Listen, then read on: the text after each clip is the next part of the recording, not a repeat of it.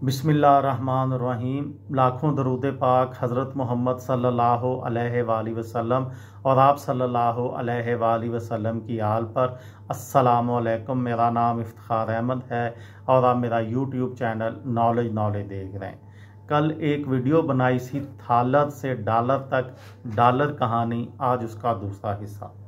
सन 1566 में जो ख़ाइम में चांदी के ज़खायर ख़त्म हो गए, लेकिन इस सिक्के का नाम उस वक़्त तक यूरोप में इतना आम और मशहूर हो चुका था कि जब जर्मनी की सल्तनत, जिसे उस ज़माने में होली रोमन अम्पायर के नाम से पुकारा जाता था, ने मुख्तलिफ मकामी करेंसियों और सिक्कों के लिए एक ही मखसूस हुजम और चांदी की किस्म को तय करने का फ़ैसला किया, तो कुर्रा फ़ाल जो ख़ाइम थालर के नाम निकला। ताहम जर्मन सल्तनत में इस सरकारी सिक्के को रेख्स थालर्स का नाम दिया गया।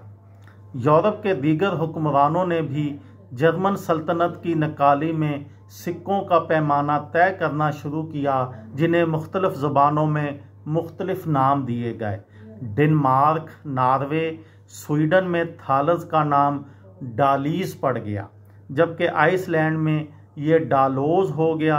लेकिन डच करेंसी का जो नाम पड़ा वो अदायगी और तलफ़्फ़ुज़ में मौजूदा डॉलर से सबसे करीब था, और यही करेंसी जब 17वीं सदी में नौ आबादकारों के साथ शुमाली अमेरिका पहुंची, तो सफ़ेद फाम लोगों ने जल्द ही तमाम चांदी के सिक्कों को डॉलर्स के नाम से पुकारना शुरू कर दिया। जब शुमाली अमेरिका में यूरोप से लोगों ने मुंतकिल होना शुरू किया, तो अपने साथ सोना और इंग्लिश सिक्के लेकर गए। ताहम ये लोग बहुत अमीर ना थे और उनके पास मौजूद सरमाया जल्द ख़त्म हो गया। जैसन गोर्डोन ने अपनी किताब almighty dollar and the innovation of America में लिखा है कि इन लोगों ने मकामी आबादी से लेन देन का एक मसला बन गया। ताहम जल्द ही उनको मालूम हुआ कि मकामी लोगों के लिए एक सीप बहुत कीमती है, जिसके बदले वो खुराक और दीगर ज़रूरियात ज़िंदगी जैसा कि खालें उनसे ख़रीद सकते हैं। ये सीप इतनी बेशकीमत हो गई कि मैसाचुसेट्स कॉलोनी ने 1637 में उसे बाकायदा करेंसी का दर्जा दे दिया। लेन देन के लिए तंबाकू और मकई भी इस्तेमाल हुआ करते थे। ताहम ख़रीदो फरोख्त के लिए ये पेचीदा निज़ाम काफ़ी मुश्किलों का बायस बन रहा था। इन मसाइल के हल में शुमाली अमेरिका पर हुकूमत करने वाले बरतानवी भी एक रुकावट थे, जिन्होंने सोने और चांदी की सिक्कों की बरामद रोक रखी थी और मकामी लोगों को अपने सिक्के तैयार करने की इजाज़त भी नहीं थी। ऐसे में हिस्पानवी सिक्के भी बतौर करेंसी इस्तेमाल हुए।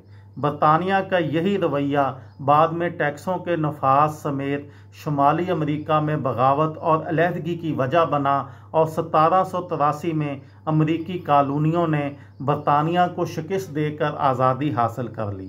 ताहम इस जंग की वजह से तमाम रियासतें मुआशी बहरान का शिकार हो गईं, क्योंकि ये एक तवील और महंगी जंग थी। ये थी मेरी आज की वीडियो। किसी दोस्त को, किसी भाई को, किसी बहन को फ़ायदा हो तो मुझे दुआओं में याद रखिएगा। दिल दिल पाकिस्तान, जान जान पाकिस्तान। अस्सलामु अलैकुम।